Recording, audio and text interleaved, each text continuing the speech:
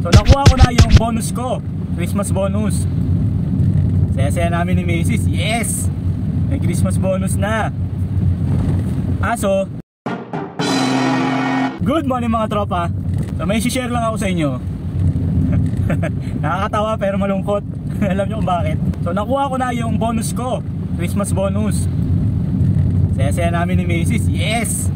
May Christmas bonus na. So napunta lang sa sasakyan lahat. So nagbayad kami ng insurance. Tapos nagpa-PMS kami, which is kailangan ng sasakyan yun. So ngayon na kami. Wala pang December, wala ng pera. So mag-iipon naman tayo para sa Pasko. Kaya kayo mga tropa, kung ngayon yung bonus nyo nakukuha nyo ng buo, masaya di ba? Huwag na kayo kumuha ng sasakyan.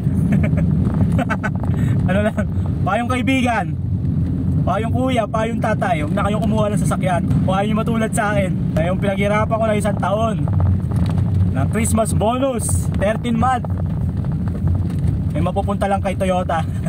Mapupunta lang sa sasakyan. Ay Diyos ka, huwag na kayo kumuha ng sasakyan ha, para may bigay kayo sa mga inaanak nyo. Kawawa naman inaanak nyo. Tumamas ko sa inyo, tataguan nyo kasi wala na kayong pera. Hindi nyo naman pwedeng sabihin, uy pasensya na inaanak, pinambayad ko na sa sasakyan eh, pasensya na, bawi na lang next year. 5 taon yung sasakyan mo, di taon-taon gano'n na sasabihin mo sa inaanak mo. Aray ka!